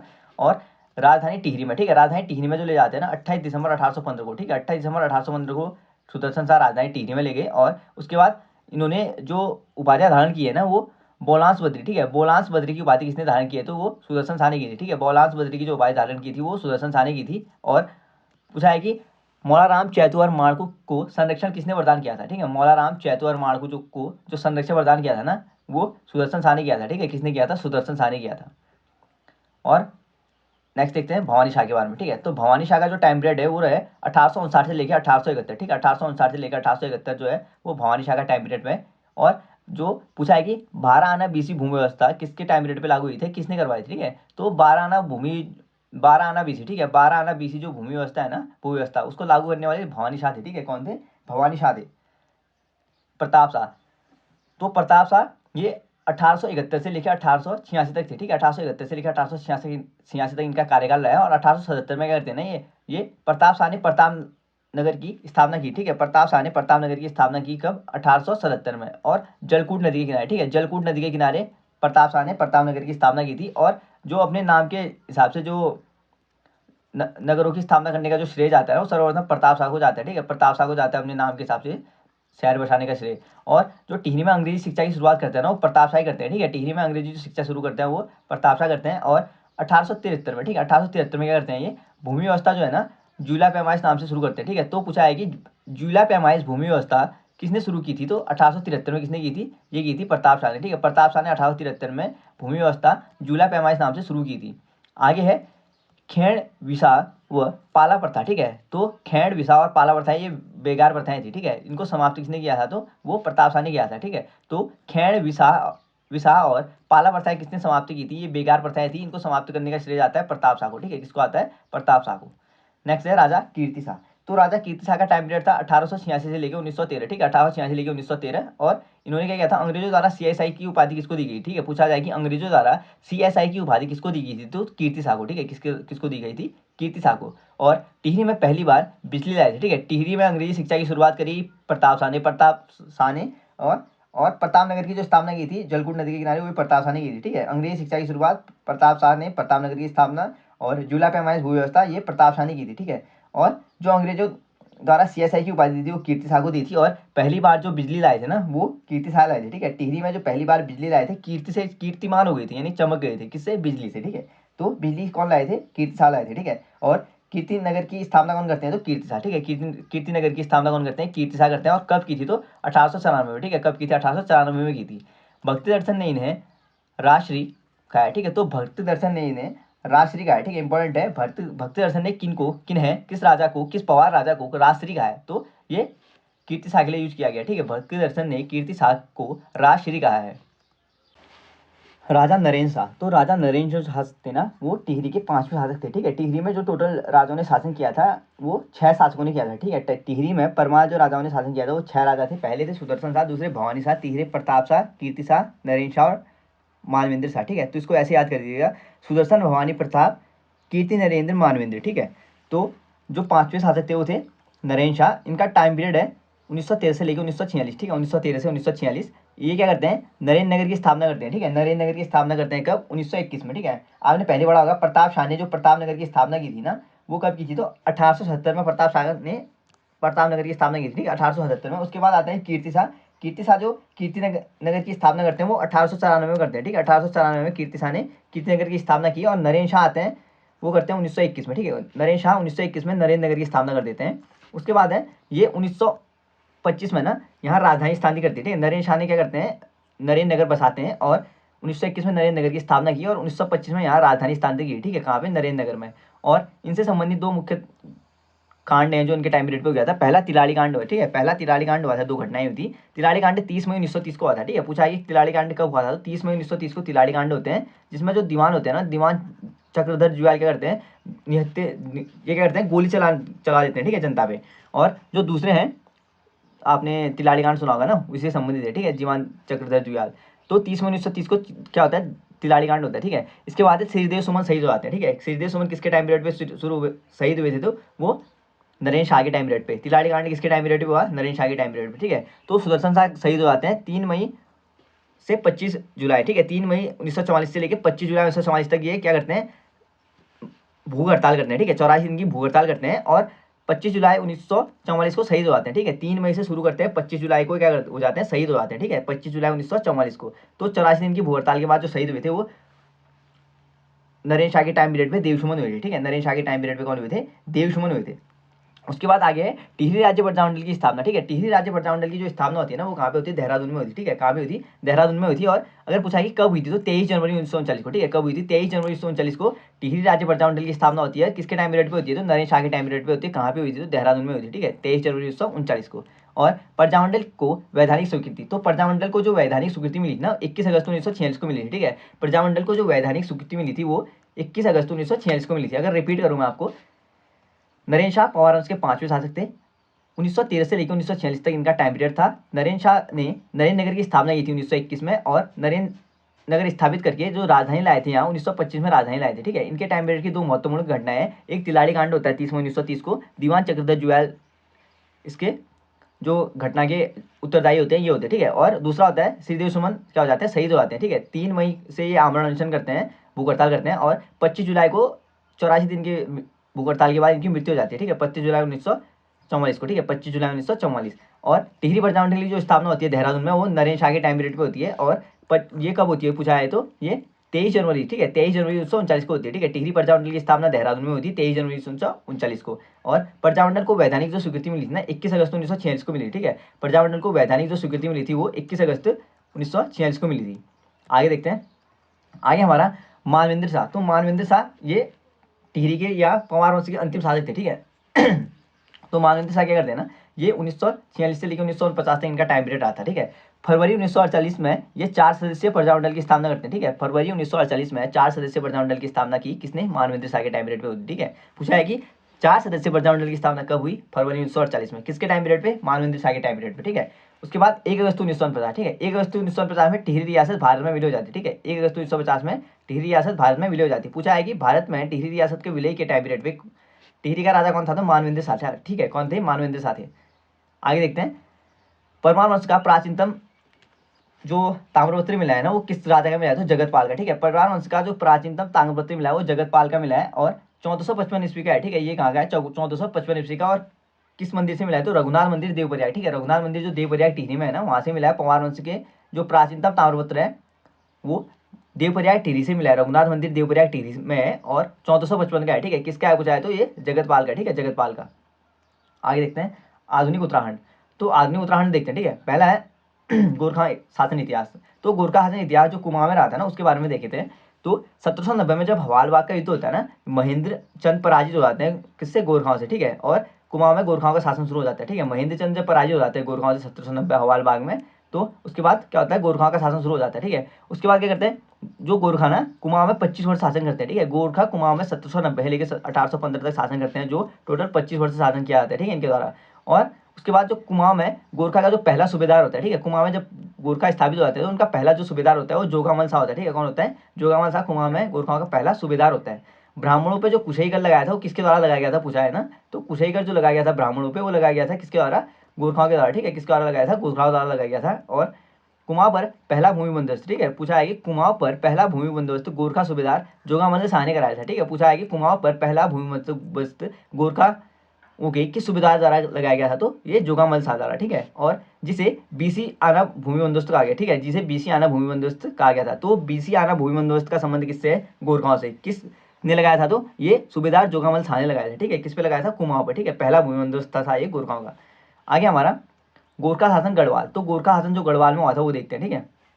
तो 1791 में जब 1790 में बताता हूँ मैं आपको, 1790 में क्या हुआ था ना, जब गोरखा कुमाऊं पे जीत हो गई थी इनकी, तो ये क्या करते हैं, 1791 में ये गढ़वाल पे आक्रमण करते हैं, ठीक है। 1791 में गढ़वाल पे आक्रमण करते हैं लंगूड़गढ़, ठीक है। लंगूड़गढ़ पे आक्रमण करते हैं तो लंगूड़गढ़ में क्या हो जाता है, इनकी असफल हो जाते हैं, ठीक है। ये हार जाते हैं लंगूड़गढ़ में गोरखा, और पराजित होने के बाद ये उसके बाद 1803 में जब आपदाग्रस्त गढ़वाल होता है ना, वहाँ पे फिर पुनः आक्रमण करते हैं, ठीक है। तो अमर सिंह थापा और हस्तीदल चौधरी करते हैं, किसके कौन करते हैं, गोरखा शासक, गोरखा के जो सैनिक होते हैं ना, सेनापति, वो अमर सिंह थापा और हस्तीदल चौधरी करते हैं आक्रमण। और उसके बाद क्या होता है, 14 मई 1804 को, ठीक है, 14 मई 1804 को जब खुड़बड़ा का युद्ध होता है ना, इसमें जो प्रद्युम्न शाह होते हैं, ठीक है, पंवार शासक प्रद्युम्न शाह होते हैं, वो शहीद हो जाते हैं, ठीक है। प्रद्युम्न शाह शहीद हो जाते हैं और गढ़वाल पर क्या होता है, गोरखाओं का शासन आ जाता है, ठीक है। गोरखाओं का शासन आता है जो टोटल 10 वर्षों तक, ठीक है, 10.5 वर्षों तक क्या करते हैं, गोरखा जो गढ़वाल पे शासन करते हैं, ठीक है। तो गढ़वाल में गोरखा का जो शासन स्थापित होता है ना, वो 10.5 तक चलता है, यानी 10.5 साल तक चलता है। 14 मई 1804 को खुड़बड़ा युद्ध में जो प्रद्युम्न शाह की मृत्यु हो जाती है, तो गोरखा शासन उसके बाद शुरू हो जाता है। 10.5 साल तक गोरखाओं ने गढ़वाल पे शासन किया और 25 वर्ष तक कुमाऊं पे किया था, ठीक है। तो गढ़वाल में जो गोरखा प्रशासक थे ना, वो हस्तीदल शाह थे, ठीक है। कौन थे, हस्तीदल शाह गोरखाओं के प्रशासक थे, ठीक है। गोरखाओं के गढ़वाल पे प्रशासक कौन थे, तो ये थे हस्तीदल शाह। आगे देखते हैं प्रद्युम्न शाह के पुत्र। तो प्रद्युम्न शाह के देखा जाए तो 2 पुत्र थे, ठीक है, इंपॉर्टेंट है। प्रद्युम्न शाह के जो पुत्र थे वो 2 थे, एक थे प्रीतम शाह और दूसरे थे सुदर्शन शाह। प्रीतम शाह को क्या करते हैं ना, गोरखा जब प्रद्युम्न शाह को मार देते हैं खुड़बड़ा युद्ध में 14 मई 1804 को, तो जो प्रीतम शाह होते हैं ना, उनको गोरखा काठमांडू ले भेज देते हैं, ठीक है। गोरखा बंदी बना के क्या करते हैं, काठमांडू भेज देते हैं, और बचे होते जो सुदर्शन शाह वो हरिद्वार भाग जाते हैं। तो उसके बाद हरिद्वार भाग जाते हैं तो अंग्रेजों से क्या करते हैं ना, सुदर्शन शाह मदद लेते हैं, ठीक है। अंग्रेजों से मदद लेते हैं, और अंग्रेज जब सुदर्शन शाह की मदद करती हैं तो अपनी हानि के रूप में उनको जो हानि होती है उससे सुदर्शन शाह से मांगी जाती है। तो सुदर्शन शाह उस कंडीशन में नहीं होते ना, जो कि उनको उनका जो हर्जाना हुआ है वो दे पाए। तो सुदर्शन शाह क्या करते हैं, फिर अंग्रेज इनका राज्य ले लेते हैं और इनको टिहरी में शासन करने के लिए भेज देते हैं, ठीक है। तो आगे देखते हैं 4 मई 1816, ठीक है, 4 मई 1816 को संगोली संधि होती है, इंपॉर्टेंट है। संगोली संधि कब हुई थी, तो 4 मार्च, ठीक है, 4 मई कह रहा हूँ, 4 मार्च है। 4 मार्च 1816 को क्या होती है, संगोली संधि होती है, ठीक है, जो अंग्रेज और गोरखाओं के मध्य होती है, ठीक है। तो आधिकारिक रूप से पूछा है कि संगोली संधि कब हुई थी, तो 4 मार्च 1816 को। और संगोली जो संधि हुई है वो किसके बीच हुई है, अंग्रेज और गोरखाओं के बीच हुई है, ठीक है, अंग्रेज और गोरखाओं के बीच। और वर्तमान में जो संगोली स्थान है ना, वो कहाँ पे, बिहार में पड़ता है, ठीक है। वर्तमान में जो संगोली स्थान है वो बिहार में पड़ता है। संगोली संधि हुई थी 4 मार्च 1816 को, और अंग्रेज और गोरखाओं के मध्य हुई थी। और देखा जाए ना, तो जो हमारा जो टिहरी रियासत है ना, वहाँ पे टोटल 6 राजाओं ने शासन किया था, ठीक है, 6 राजाओं ने शासन किया था। और गोरखा जो शासन थे वो 1790 में कुमाऊं में गोरखा का शासन हो गया था, ठीक है। 1790 में क्या हो गया था, कुमाऊं पे गोरखाओं का शासन हो गया था। और उसके बाद जब 91 में 1790 से लेकर 1815 तक, ठीक है, 1815 तक क्या है, गोरखाओं ने कुमाऊं पे शासन किया था। टोटल ये देखा है तो 25 वर्षों तक, ठीक है, 25 वर्षों तक कुमाऊं पे शासन किया था गोरखाओं ने। और 10.5 वर्ष तक, ठीक है, 10.5 साल तक क्या किया था, गढ़वाल पे शासन किया था गोरखाओं ने। अंग्रेजी शासन, तो अंग्रेजी शासन देखते हैं, ठीक है। तो पहले जो कमिश्नर बने थे ना कुमाऊं के, वो ई गार्डनर बने थे, ठीक है। कौन बने थे, ई गार्डनर या एडवर्ड गार्डनर जो थे वो पहले कमिश्नर बने थे कुमाऊं के, ठीक है। ये मई 1815 से पद संभाला था इन्होंने कमिश्नर का, और केवल 9 महीने तक रहे थे, ठीक है, केवल 9 महीने तक ये उत्तराखंड में रहे थे। बाकी उसके बाद जो संगोली संधि के तहत ना, जो एक बटालियन काठमांडू में रहने वाली थी ना, तो संगोली संधि के तहत क्या हुआ था, ये काठमांडू भेजा गया था, ठीक है, इनको काठमांडू भेजा गया था, किसको, ई गार्डनर को, ठीक है। पूछा है कि संगोली संधि के तहत कौन सा गवर्नर केवल 9 महीने कुमाऊं में शासन करने के बाद काठमांडू चला गया था, तो वो ई गार्डनर या कर्नल गार्डनर थे, ठीक है। 1815 मई 1815 में ये कमिश्नर बनते हैं। उसके बाद है विलियम ट्रेल, ठीक है। विलियम ट्रेल जो थे वो दूसरे कमिश्नर थे। 1817 से लेके 1835 तक इनका कार्यकाल था, ठीक है। विलियम ट्रेल का जो कार्यकाल था 1817 से लेकर 1835 तक था, और ये दूसरे कमिश्नर थे, ठीक है। अल्मोड़ा जेल की जो स्थापना होती है ना, उन्हीं के टाइम पीरियड पे होती है, ठीक है। अल्मोड़ा जेल 1916 में बनती है, और तभी अस्थायी रूप से कार्य कर रही है, ठीक है, अस्थायी रूप से कार्य कर रही थी। इसलिए पूछा है कि अल्मोड़ा जेल किसके टाइम पीरियड में बनी थी, वो ट्रेल के टाइम पीरियड में बनी थी, ठीक है। और उत्तराखंड में डाक सेवा शुरू, तो उत्तराखंड में जो डाक सेवा लागू करवाने वाले थे वो ट्रेल थे, ठीक है। और 1815 में लागू होती है डाक सेवा, और 1816 में अल्मोड़ा जेल बनती है, ठीक है। सर्वप्रथम जो डाक चली थी ना, वो अल्मोड़ा से श्रीनगर के बीच, ठीक है। डाक सेवा सबसे पहले जो चली थी अल्मोड़ा से श्रीनगर के बीच चली थी, ठीक है। और जो आबकारी के पद बनाते हैं, कुमाऊं में जो आबकारी विभाग बनाया था ना, वो किसने बनाया था, तो 1822 में ट्रेल ने बनाया था, ठीक है। कुमाऊं में आबकारी विभाग की स्थापना जो की थी ट्रेल ने की थी, कब की थी, 1822 में। तो इसके बाद जो कमिश्नर थे ना, वो थे मुजले स्मिथ, ठीक है, मुजले स्मिथ थे। और उसके बाद थे जो जनरल गोबान, ठीक है। पूछा है अगर सीरियल वाइज पूछा है ना, पहले ही गार्डनर थे, उसके बाद विलियम ट्रेल, फिर मुजले स्मिथ, ठीक है, मुजले स्मिथ, और उसके बाद जनरल गोबान थे। तो उनसे ज़्यादा इंपॉर्टेंट नहीं बनता है, तो इनको देखते हैं, ठीक है। तो आगे है जॉर्ज थॉमस लुंगिस्टन, ठीक है, जॉर्ज थॉमस लुंगिस्टन। तो ये जो थे ना, इनका कार्यकाल था 1838 से लेकर 1848, ठीक है, 1838 से लेकर 1848, यानी कि 10 साल इनका शासन था। और 1839 में कुमाऊं व गढ़वाल जिला गठित किया, ठीक है। इन्होंने क्या किया था, 1839 में कुमाऊं व गढ़वाल जिला किसके टाइम पीरियड पे बना था, तो वो थॉमस लुंगिस्टन के टाइम पे, ठीक है, थॉमस लुंगिस्टन के टाइम पे बना था। और जो कवि थे गुमानी पंत ने इनके बारे में छंद लिखे हैं, ठीक है। कवि पूछा जाएगी कवि गुमानी पंत ने किस कमिश्नर के या किस कुमाऊं कमिश्नर के बारे में छंद लिखे हैं, तो वो थे थॉमस लुंगिस्टन के बारे में, ठीक है। आगे है जॉन हेलिट बेटन, ठीक है, जॉन हेलिट बेटन के बारे में देखते हैं। तो इनका जो कार्यकाल था ना वो था 1848 से लेकर 1856, ठीक है, 1848 से लेकर 1856 तक जॉन हेलिट बेटन का कार्यकाल था। और कुमाऊं में जो ब्रिटिश शासन का देखा है तो स्वर्णिम काल ना वो इनके टाइम पीरियड को कहा जाता है, ठीक है। कुमाऊं में ब्रिटिश शासन का स्वर्णिम काल पूछा है तो किस गवर्नर या किस कमिश्नर के टाइम पीरियड पे है, तो ये हेटिल बैटन के टाइम पे, ठीक है। हेलिट बैटन के टाइम पीरियड में कुमाऊं में ब्रिटिश शासन का स्वर्णकाल कहा जाता है, ठीक है, इनके टाइम पीरियड को। और इनका टाइम पीरियड था 1848 से लेके 1856 के टाइम पीरियड का, ठीक है। और जो कमिश्नर कार्यालय जो था ना वो अल्मोड़ा था पहले, उसको अल्मोड़ा से नैनीताल स्थानांतरित किसके टाइम पीरियड किया था, तो हेलिट बैटन के टाइम पीरियड, ठीक है। किसके टाइम पीरियड पे, हेलिट बैटन के टाइम पीरियड पे जो कमिश्नरी कार्यालय था उसको अल्मोड़ा से नैनीताल कर दिया था 1855 में, ठीक है। आगे है सर हेनरी रैमजे। तो सर हेनरी रैमजे का जो कार्यकाल था वो 1856 से लेकर 1884 था, ठीक है, 1856 से 1884। और कुमाऊं का बेताज बादशाह कहा जाता है, ठीक है। हेनरी रैमजे जो है ना उनको कुमाऊं का बेताज बादशाह कहा जाता है। और विकेट बंदोबस्त, ठीक है, विकेट बंदोबस्त किसके टाइम पीरियड पे हुआ था, तो रैमजे के टाइम पीरियड में, ठीक है। किसके टाइम पीरियड पे हुआ था विकेट बंदोबस्त, हेनरी रैमजे के टाइम पीरियड पे हुआ था। और ये 1863 से लेकर 1873 में, ठीक है, 1863 से लेकर 1873 में हुआ था। और ये 9वां भूमि बंदोबस्त था, ठीक है। जो विकेट बंदोबस्त था ना ये 9वां भूमि बंदोबस्त था। और जो वैज्ञानिक भूमि बंदोबस्त कहा जाता है, ठीक है, विकेट बंदोबस्त को वैज्ञानिक भूमि बंदोबस्त कहा जाता है। ये 1863 से लेकर 1873 यानी 10 साल का था, ठीक है। और 9वां भूमि बंदोबस्त था, ठीक है। कौन सा भूमि बंदोबस्त था, तो 9वां भूमि बंदोबस्त था। 1857 में सैन्य विद्रोह, तो 1857 का जो सैन्य विद्रोह होता है ना, पूछा है कि 1857 का सैन्य विद्रोह किन कारणों से नहीं उपज पाया, तो हेनरी रैमजे जो थे ना वो काफ़ी अच्छे थे, ठीक है, काफ़ी अच्छे, इनके जो जनता के लिए कार्य काफ़ी अच्छे थे। इनको राजा कहा जाता है, ठीक है, राजा हेनरी रैमजे कहा जाता है। तो हेनरी रैमजे साहब ऐसे शब्द यूज किए हैं क्योंकि इनका जो जनता के प्रति रवैया था ना काफ़ी अच्छा था, ठीक है। तो 1857 का जो क्रांति का जो आक्रोश है इसलिए उत्तराखंड में नहीं दिख पाया था, ठीक है, ज़्यादा कुमाऊं में इसलिए नहीं दिख पाया क्योंकि जो कमिश्नर थे काफ़ी अच्छा व्यवहार करते थे, ठीक है, जनता के साथ। तो 1857 का सैन्य विद्रोह या प्रथम सैन्य जो संग्राम हुआ था वो किसके टाइम पीरियड पे हुआ था, तो हेनरी रैमजे के टाइम पीरियड, ठीक है। आगे है तराई इंप्रूवमेंट फंड की स्थापना। तो तराई इंप्रूवमेंट फंड की स्थापना किस लिए की थी, रैमजे ने किस लिए की थी ना, ये जो नहरों के निर्माण के लिए किया जा रहा है, ठीक है। तराई इंप्रूवमेंट जो फंड की स्थापना की जा रही है वो नहरों के लिए की जा रही थी 1883 में, ठीक है। 1883 में किसके टाइम किसने की, तो ये रैमजे ने की, ठीक है। तो तराई इंप्रूवमेंट फंड की स्थापना 1883 में किसने की, तो रैमजे ने की, ठीक है। किसके लिए की थी, तो नहरों के निर्माण हेतु की थी, ठीक है। आगे हमारा स्वतंत्रता आंदोलन। तो स्वतंत्रता आंदोलन देखते हैं। तो पहला जो स्वतंत्रता संग्राम सेनानी कहा जाता है ना, उत्तराखंड के जो पहले स्वतंत्रता संग्राम सेनानी को जाने जाते हैं वो कालू मेहरा जाने जाते हैं, ठीक है, कालू मेहरा। और इनका जो संबंध है वो चंपावत के जो लोहाघाट है ना वहाँ के बिशुम गांव से संबंधित है, ठीक है। और क्रांतिवीर नामक संगठन बनाते हैं, ठीक है। 1857 के टाइम पीरियड पे जो क्रांतिवीर नामक संगठन बनाया था वो कालू मेहरा ने बनाया था, ठीक है। और ये किसके कहने पे बनाया था, ठीक है, तो किसके कहने पे बनाया था, तो अवध के जो नवाब थे ना वाजिद अली शाह, तो उनके कहने पे बनाया था, ठीक है, उनके कहने पे बनाया था। और आगे है अल्मोड़ा में डिबेटिंग क्लब। तो अल्मोड़ा में जो डिबेटिंग क्लब की स्थापना होती है 1870 में होती है, ठीक है, 1870 में होती है। और डिबेटिंग क्लब के जो पहले संरक्षक थे वो भीमसेन थे, ठीक है। डिबेटिंग क्लब की जो पहले संरक्षक थे वो भीमसेन थे। और डिबेटिंग क्लब 1870 में स्थापित होता है। जैसे उसके अगले साल यानी 1871 में क्या करते हैं, जो बुद्धि वल्लभ पंत होते हैं ना वो अल्मोड़ा अखबार निकालते हैं, ठीक है। अल्मोड़ा अखबार जो निकालते हैं 1871 में निकालते हैं। और इसके संपादक होते हैं जो पहले होते हैं बुद्धि वल्लभ पंत, ठीक है। और उसके बाद हैप्पी क्लब की स्थापना होती है 1903 में, ठीक है। 1903 में हैप्पी क्लब की स्थापना होती है गोविंद वल्लभ पंत के द्वारा, ठीक है, 1903 में। और 1906 में हुक्का क्लब, ठीक है, 1906 में हुक्का क्लब। कुमाऊं परिषद की स्थापना 1916, ठीक है। कुमाऊं परिषद जो बनता है ना 1916 में बनता है। और उसके बाद 17, 18, 19 तीन इसके क्या होते हैं, लगातार 3 बैठकें होती है, 17, 18, 19, 20, ठीक है, लगातार 4 बैठकें होती है, 17, 18, 19, 20 4 बैठकें। उसके बाद 23 में होती है, फिर 26 में क्या होता है, 26 वाली जो छठी बैठक होती है ना उसमें विलय हो जाता है, ठीक है। जो भारतीय राष्ट्रीय कांग्रेस है ना उसमें कुमाऊं परिषद का विलय हो जाता है। तो 26 में भारतीय राष्ट्रीय कांग्रेस में विलय हो जाता है, ठीक है, किसका, कुमाऊं परिषद का, ठीक है, जिसकी स्थापना 1916 में होती है, ठीक है। और इसकी स्थापना पूछी जाएगी कहाँ पे होती है, तो नैनीताल में इसकी स्थापना होती है। और पहला जो अधिवेशन होता है वो अल्मोड़ा में होता है, ठीक है। गढ़वाल परिषद की स्थापना। तो गढ़वाल परिषद की स्थापना पूछा जाएगी कब हुई थी, तो जो गढ़वाल परिषद की स्थापना हुई थी ना वो हुई थी 1918 को, ठीक है, 1918 को गढ़वाल परिषद की स्थापना होती है। और अल्मोड़ा कांग्रेस जो बनती है ना, अल्मोड़ा कांग्रेस इंपॉर्टेंट है, अल्मोड़ा कांग्रेस 1912 में बनी थी, ठीक है, 1912 में अल्मोड़ा कांग्रेस बनी थी। 1916 में कुमाऊं कांग्रेस बनी थी। गढ़वाल परिषद बनी थी 1918 में, ठीक है, 1918 में गढ़वाल परिषद बनी थी। आगे है होम रूल लीग।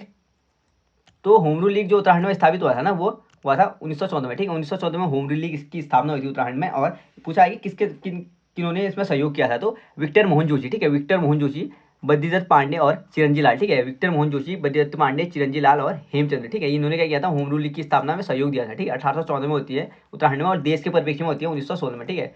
देश के परिप्रेक्ष्य में 1916 में होती है और उत्तराखंड के परिप्रेक्ष्य में होती है 1914 में, ठीक है। 1914 में होती है उत्तराखंड के परिप्रेक्ष्य में। आगे हमारा कुमाऊं परिषद, तो कुमाऊं परिषद की स्थापना 1916 बता दिया मैंने, और 1926 में क्या होता है, इसका कांग्रेस में विलय हो जाता है, ठीक है। भारतीय राष्ट्रीय कांग्रेस में विलय हो जाता है जब, और भारतीय राष्ट्रीय कांग्रेस की स्थापना कब होती है, तो 1885 को होती है, ठीक है। कहा जाता है ना, डफरिन की उपस्थिति कांग्रेस, कांग्रेस का जो निर्माण था वो डफरिन के मस्तिष्क की उपस्थिति कहा जाता है, ठीक है। आगे देखते हैं, तो कुमाऊं परिषद के बारे में देखते हैं, ठीक है। तो 1916 में इसकी स्थापना होती है, ठीक है। कुमाऊं परिषद की जो स्थापना होती है वो 1916 में होती है, और कहाँ पे होती है, नैनीताल में, ठीक है। नैनीताल में इसकी स्थापना होती है, और पहली बैठक होती है वो कहाँ से होती है, तो वो औ से होती है, ठीक है। औ से शुरू होती है, यानी औ से शुरू होती है, यानी अल्मोड़ा लगाइएगा, ठीक है। तो डिफरेंस है, अल्मोड़ा में पहली बैठक हुई है पर स्थापना हुई थी नैनीताल में, ठीक है। 1926 में क्या होता है, कांग्रेस में विलय होता है, ठीक है। कांग्रेस है भारतीय राष्ट्रीय कांग्रेस, ठीक है, जिसका जो गठन होता है भारतीय राष्ट्रीय कांग्रेस को कब होता है, तो 1885 में, ठीक है। 1885 में क्या होता है, भारतीय राष्ट्रीय कांग्रेस का गठन होता है, ठीक है, 1885 में। आगे देखते हैं, आगे हमारा इसकी जो कुमाऊं परिषद थी ना, इसकी टोटल 1916 में इसकी स्थापना होती थी नैनीताल में, और टोटल बैठकें होती 6, ठीक है। कुल 6 बैठकें होती। तो 6 बैठकें कहाँ कहाँ पे होती है वो देखते हैं, ठीक है। पहली बैठक अल्मोड़ा में हुई थी, ठीक है। पहली जो बैठक हुई थी ना कुमाऊं परिषद की, वो अल्मोड़ा में हुई, ठीक है। तो पहली बैठक और अध्यक्ष के बारे में देखते हैं कि कौन से बैठक में कौन से अध्यक्ष थे, ठीक है। तो पहली कुमाऊं ऐसे याद करते हैं, ठीक है। पहले नीचे को देखते हैं फिर आगे को देखेंगे। तो पहली जो बैठक हुई थी वो अल्मोड़ा में हुई, ठीक है। पहली बैठक अल्मोड़ा में हुई, दूसरी हल्द्वानी में, तीसरी कोटद्वार में, चौथी काशीपुर में, और पांचवी टनकपुर, और छठी रानीखेत में, ठीक है। छठी रानीखेत में। तो अल्मोड़ा, हल्द्वानी, कोटद्वार, काशीपुर, टनकपुर, रानीखेत, ठीक है। अल्मोड़ा, हल्द्वानी, कोटद्वार, काशीपुर, टनकपुर, रानीखेत में, ठीक है। ये 6 बैठकें हुई थी। और जो पहली बैठक हुई थी 1917 में हुई थी, दूसरी 1918 में, तीसरी 1919 में, चौथी 1920 में, यानी 4 जो बैठकें हुई थी वो लगातार हुई थी, ठीक है। 1916 में स्थापना होती है, उसके बाद 4 लगातार बैठकें होती है, 17, 18, 19, 20 में, ठीक है। उसके बाद जो 5वीं बैठक होती है वो 3 साल बाद, यानी 21, 22, 23, यानी 3 साल में, तीसरे साल, ठीक है। यानी 21, 22, 23, 23 में होती है, ठीक है। तो 20 से सीधे कितने में हुई, 23 में। उसके बाद फिर और 3 साल गैप, तो 2 साल का गैप, फिर तीसरे साल बैठे, ठीक है। 2 साल का गैप और तीसरे साल बैठे, यानी कि 26 में। तो याद हो गया होगा ना, पहली जो बैठक हुई थी वो अल्मोड़ा में हुई थी 1917 में, दूसरी बैठक हुई थी हल्द्वानी में 1918 में, तीसरी बैठक हुई थी कोटद्वार में 1919 में, चौथी बैठक हुई थी काशीपुर में 1920 में। 4 लगातार बैठकें होगी। उसके बाद टनकपुर में बैठक हुई थी 1923 में, और जो रानीखेत हुई थी वो 1926 में हुई थी, ठीक है। तो अब देखते हैं पहले बैठक के अध्यक्ष। तो पहले बैठक के अध्यक्ष थे, ऐसे याद कीजिए, जय तारा बद्री हरभद्री मुकुंद, ठीक है। जय तारा बद्री हरभद्री मुकुंद। तो जयदत्त जोशी, ठीक है, जयदत्त जोशी, तारादत्त गैरोला, बद्रीदत्त जोशी। उसके बाद है हरगोविंद पंत, बद्रीदत्त पांडे और मुकुंदी लाल, ठीक है, मुकुंदी लाल। तो अब इनको सीधे से याद करते हैं, सब हमने नीचे देख लिया, अब आगे को देखते हैं, ठीक है। तो अल्मोड़ा में कुमाऊं परिषद की पहली बैठक हुई थी 1917 में, अध्यक्षता की थी किसने, जयदत्त जोशी ने। दूसरी बैठक हल्द्वानी में 1918 में, और तारादत्त गैरोला की अध्यक्षता में। तीसरी बैठक कोटद्वार में 1919 में, और बद्रीदत्त जोशी की अध्यक्षता में। चौथी बैठक काशीपुर में और 1920 में, और हरगोविंद पंत की अध्यक्षता में। पांचवी बैठक टनकपुर में 1923 में, और बद्रीदत्त पांडे के नेतृत्व में। और छठी बैठक हुई थी रानीखेत में, और 1926 में हुई थी, और मुकुंदी लाल ने इसकी अध्यक्षता की थी, ठीक है। तो याद हो गया होगा, उम्मीद करता हूँ। आगे देखते हैं, आगे हमारा गढ़वाल कांग्रेस, ठीक है। तो गढ़वाल कांग्रेस की जो स्थापना होती है 1918 में होती है, ठीक है। गढ़वाल कांग्रेस की स्थापना 1918 में होती है, और गढ़वाल कांग्रेस में जो योगदान निभाया था ना, महत्वपूर्ण योगदान इसकी स्थापना में, वो मुकुंदी लाल और अनुसुईया प्रसाद बहुगुणा ने, ठीक है। किसने निभाया था, तो मुकुंदी लाल और अनुसुईया प्रसाद बहुगुणा ने गढ़वाल कांग्रेस की स्थापना में क्या किया था, महत्वपूर्ण भूमिका निभाई थी, ठीक है। उसके बाद है कुली बेगार आंदोलन। तो कुली बेगार आंदोलन जो हुआ था वो 13-14 जनवरी 1921 को हुआ था, ठीक है। कुली बेगार जो आंदोलन होता है वो 13-14 जनवरी 1921 को होता है, और इसमें क्या होता है, सरयू नदी के तट पर होता है, ठीक है। कहाँ पे होता है, सरयू नदी के तट पे होता है। और क्या करते हैं, ये रजिस्टर बहा लेते हैं ना, कुली बेगार से संबंधित जो रजिस्टर बहा देते हैं, कौन सी नदी में बहा जाते हैं, सरयू नदी में, ठीक है, जो कहाँ पे है, बागेश्वर में। और 13-14 जनवरी 1921 में इसका समापन किया जाता है, ठीक है, कुली बेगार आंदोलन का। महात्मा गांधी की यात्राएं देखते हैं। तो महात्मा गांधी ने जो कुमाऊं की यात्रा की ना, वो 14 जून से 2 जुलाई तक महात्मा गांधी कुमाऊं में थे 1929 में, ठीक है। 14 जून से 2 जुलाई तक जो यात्रा की थी महात्मा गांधी ने, वो कुमाऊं की थी, ठीक है, 1929 में। और उसी वर्ष से जो गढ़वाल में यात्रा की थी 16 अक्टूबर से लेके 24 अक्टूबर, ठीक है, 16 अक्टूबर से लेकर 24 अक्टूबर तक 1929 में गढ़वाल में थे, ठीक है। महात्मा गांधी कहाँ थे, तो गढ़वाल में थे। इंपॉर्टेंट है, कुमाऊं में थे 14 जून से लेकर 2 जुलाई 1929, और गढ़वाल में यात्रा की थी 16 से लेकर 24 अक्टूबर 1929, ठीक है। आगे हमारा नमक सत्याग्रह। तो नमक सत्याग्रह या डांडी मार्च, उत्तराखंड में 3 सत्याग्रह थे, ठीक है। उत्तराखंड से जो इसमें थे ना, टोटल थे 78, पर उत्तराखंड से कितने थे ये पूछा जाता है। तो नमक सत्याग्रह में नमक सत्याग्रह या दांडी मार्च में उत्तराखंड से 3 सत्याग्रहियों ने भाग लिया था, ठीक है। कौन कौन थे, ज्योतिराम कांडपाल, वीर खड़ग बहादुर और भैरव दत्त जोशी, ठीक है। ज्योतिराम कांडपाल, वीर खड़ग बहादुर और भैरवदत्त जोशी ने ना उत्तराखंड से भाग लिया था सत्याग्रह में, ठीक है, नमक सत्याग्रह या दांडी मार्च में। टोटल इसमें 78 थे और उत्तराखंड के कौन थे? उत्तराखंड के 3 लोग थे, ठीक है। आगे हमारा ब्रिटिश गढ़वाल में प्रथम राजनीतिक सम्मेलन। तो ब्रिटिश गढ़वाल का जो पहला राजनीतिक सम्मेलन हुआ था ना, वो दुगड्डा में हुआ था, ठीक है। ब्रिटिश गढ़वाल में या ब्रिटिश गढ़वाल का जो पहला राजनीतिक सम्मेलन था वो कहाँ पे हुआ था? दुगड्डा में हुआ था 1930 में, ठीक है। दुगड्डा में 1930 में ब्रिटिश गढ़वाल में प्रथम राजनीतिक सम्मेलन हुआ था, ठीक है। आगे देखते हैं पेशावर कांड। तो पेशावर कांड होता है 23 अप्रैल 1930, ठीक है। पेशावर कांड हुआ था 23 अप्रैल 1930 और इसमें पेशावर कांड के जो नायक थे ना वो थे वीर चंद्र सिंह गढ़वाली, ठीक है। वीर चंद्र सिंह गढ़वाली जिन्होंने क्या किया था? निहत्थे अफगानों पे क्या है? गोली चलाने से मना कर दिया था, ठीक है। तो पेशावर कांड कब हुआ था? तो 23 अप्रैल 1930 को, ठीक है, 23 अप्रैल 1930 को। और जो वीर चंद्र सिंह थे ना वो 2/18 बटालियन गढ़वाल राइफल्स के थे, ठीक है। कौन सी बटालियन के थे पूछा जाएगा? तो 2/18 गढ़वाल राइफल्स बटालियन के थे वीर चंद्र सिंह गढ़वाली। और इसमें टोटल 72 सिपाही थे, ठीक है। 2/18 गढ़वाल राइफल के जो वीर चंद्र सिंह गढ़वाली थे ना, इस बटालियन में टोटल 72 सिपाही थे। और वीर चंद्र सिंह गढ़वाली का अगर वास्तविक नाम पूछा है तो वीर चंद्र सिंह भंडारी है, ठीक है, वीर चंद्र सिंह भंडारी है। और 23 अप्रैल को गढ़वाल दिवस मनाने की घोषणा किसने की थी? तो मोतीलाल नेहरू ने की थी, ठीक है। मोतीलाल नेहरू ने 23 अप्रैल को गढ़वाल दिवस मनाने की घोषणा की थी। आगे हमारा शांति आश्रम, ठीक है, सॉरी गांधी आश्रम। तो गांधी आश्रम की जो स्थापना की थी वो चनौदा में, ठीक है। गांधी आश्रम चनौदा में और शांतिलाल त्रिवेदी ने, ठीक है। गांधी आश्रम की स्थापना जो की थी ना वो शांतिलाल त्रिवेदी ने की थी। और कहाँ पे की थी ये पूछा है तो ये चनौदा अल्मोड़ा में, ठीक है, चनौदा अल्मोड़ा में। और 1937 में, ठीक है, 1937 में। और 1942 में बंद हो जाता है, ठीक है। 1937 में गांधी आश्रम की स्थापना चनौदा में हुई थी। चनौदा कहाँ पे? तो अल्मोड़ा में, ठीक है। और किसके प्रयासों से हुई थी? किसने की थी? तो शांतिलाल त्रिवेदी ने, ठीक है, शांतिलाल त्रिवेदी ने की थी। और यह बंद हो गया था 2 सितंबर 1942 को, ठीक है। 2 सितंबर 1942 को अंग्रेजों ने इस पर ताला लगा दिया, ठीक है। 2 सितंबर 1942 को गांधी आश्रम बंद। आगे है भारत छोड़ो आंदोलन। तो भारत छोड़ो आंदोलन के टाइम पीरियड की घटनाएं देखते हैं। तो देघाट गोलीकांड होता है, ठीक है। देघाट गोलीकांड होता है कब होता है? तो 18 अगस्त 1942 को, ठीक है। भारत छोड़ो आंदोलन के टाइम पीरियड पे जो देघाट गोलीकांड होता है वो 18 अगस्त को हुआ था, ठीक है। 18 अगस्त को हुआ था 1942 में देघाट गोलीकांड। इसमें हीरामणि और हरिकृष्ण शहीद हो गए थे, ठीक है। हीरामणि और हरिकृष्ण किस में शहीद हुए थे? तो ये देघाट गोलीकांड में हुए थे। और ये कब हुआ था? 18 अगस्त 1942 में। अगला है सालम क्रांति। तो सालम जो क्रांति है ना वो 25 अगस्त 1942 को हुई थी, ठीक है। 25 अगस्त 1942 को सालम क्रांति हुई थी। और जो सालम का शेर नाम से प्रसिद्ध है ना वो राम सिंह आजाद है, ठीक है। सालम का जो शेर किसे कहा जाता है पूछा जाए तो राम सिंह आजाद को सालम का शेर कहा जाता है। और सालम क्रांति हुई थी 25 अगस्त 1942 को, ठीक है, 1942 25 अगस्त को। सल्ट क्रांति। तो सल्ट क्रांति जो हुई थी ना 5 सितंबर 1942 को हुई थी, ठीक है। सल्ट क्रांति जो हुई थी वो 5 सितंबर 1942 को होती है, जिसमें 2 भाई जो सगे भाई होते हैं ना वो शहीद हो जाते हैं, ठीक है। गंगाराम और खीमादेव जो शहीद हो जाते हैं ये दोनों सगे भाई होते हैं, ठीक है। और कुमाऊं का बारदोली कहा था, ठीक है। कुमाऊं का बारदोली ये सल्ट क्रांति को कहा जाता है। या सल्ट में जो घटना हुई थी तो कुमाऊं का बारदोली किसने कहा था? तो महात्मा गांधी ने कहा था, ठीक है। सल्ट की घटना को कुमाऊं का बारदोली किसने कहा था? महात्मा गांधी ने। और कब हुई थी? ये 5 सितंबर 1942 को हुई थी, ठीक है, ये घटना। और सल्ट खुमाड़ में प्रतिवर्ष ना 5 सितंबर को शहीद दिवस मनाया जाता है, ठीक है। सल्ट खुमाड़ में प्रतिवर्ष 5 दिसंबर को शहीद दिवस मनाया जाता है।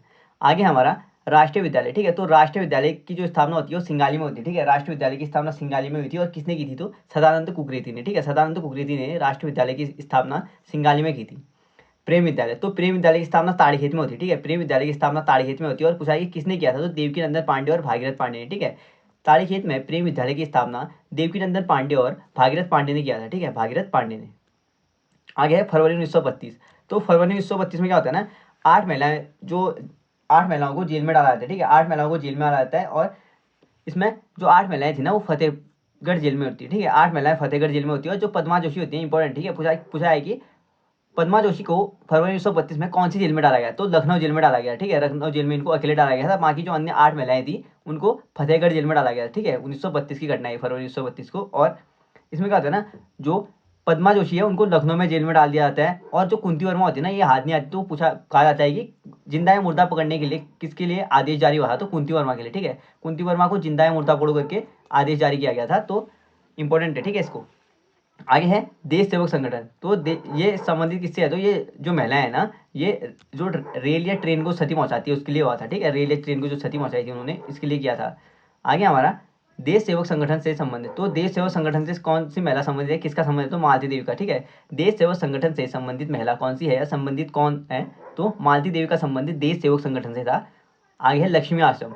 तो लक्ष्मी आश्रम की स्थापना कहाँ पे हुई? तो ये कौशानी अल्मोड़ा में, ठीक है। लक्ष्मी आश्रम कहाँ पे है? कौशानी अल्मोड़ा में। और 1941 में, ठीक है, 1941 में लक्ष्मी आश्रम की स्थापना होती है। और किसने की थी? तो सरला बहन ने की थी, ठीक है। 1941 में लक्ष्मी आश्रम की स्थापना किसने की थी? तो सरला बहन ने की थी। और इनका जो वास्तविक नाम है ना, तो सल्ला वैन को कैथरीन हाइलमन कहते हैं, ठीक है, क्या कहते हैं, कैथरीन हाइलमन। दूसरा है पशलूक, तो पशलूक आश्रम जो था ना, उसकी स्थापना कहाँ पे होती है, ऋषिकेश में, ठीक है, ऋषिकेश में होती है, और इसकी स्थापना मीरा बहन ने की थी, ठीक है, मैंडलिन स्लेट, ठीक है। तो मैंडलिन स्लेट ने पशलूक ऋषिकेश, ठीक है, पशलूक ऋषिकेश में क्या किया था, पशलूक आश्रम खोला था, ठीक है, ऋषिकेश में क्या खोला था, पशलूक आश्रम खोला था, किसने, मीरा बहन ने, जिसका वास्तविक नाम क्या, तो मैंडलिन स्लेट है। अल्मोड़ा अखबार, तो अल्मोड़ा अखबार की स्थापना जो 1870 में क्या होता है ना, डिबेटिंग क्लब की स्थापना होती है 1870 में, और 1871 में बुद्धि बल्लभ पंत द्वारा अल्मोड़ा अखबार निकाला जाता है, ठीक है। और अल्मोड़ा अखबार फिर 1814 से लेकर 1818 तक जो अल्मोड़ा अखबार का संपादन कौन करते हैं, तो बुद्धि बल्लभ पंत, सॉरी, बद्रीदत्त पांडे करते हैं, ठीक है, बद्रीदत्त पांडे करते हैं। स्टार्टिंग में जो अल्मोड़ा अखबार के संपादक थे ना, वो बुद्धि बल्लभ पंत थे, फिर 1814 में से लेकर 1818 तक ये बद्रीदत्त पांडे क्या करते हैं, इसका संपादन करते हैं, ठीक है। और 1818 में क्या करते हैं ना, सॉरी 1918 में क्या करते हैं ना, ये उस टाइम पीरियड पे जो कमिश्नर होते हैं उनके बारे में कटाक्ष लिख लेते हैं, तो इसको फिर बंद करना पड़ता है, ठीक है, अल्मोड़ा अखबार को बंद करना पड़ता है। और फिर उसके बाद वो क्या करते हैं, शक्ति समाचार पत्र खोलते हैं, ठीक है, बद्रीदत्त पांडे कहते हैं शक्ति समाचार पत्र निकालते हैं। और पूछा है कि शक्ति समाचार पत्र कब निकाला, तो 15 सितंबर को, ठीक है, 15 सितंबर 1918 को क्या करते हैं ना, बद्रीदत्त पांडे क्या करते हैं, 1918 को, ठीक है, बद्रीदत्त पांडे क्या करते हैं, शक्ति समाचार पत्र निकालते हैं, ठीक है, शक्ति समाचार पत्र कहाँ से निकालते हैं, तो अल्मोड़ा से। आगे हमारा गढ़वाल यूनियन, तो गढ़वाल यूनियन की स्थापना होती है 1901 में, ठीक है, 1901 में गढ़वाल यूनियन की स्थापना देहरादून में होती है, इंपॉर्टेंट है।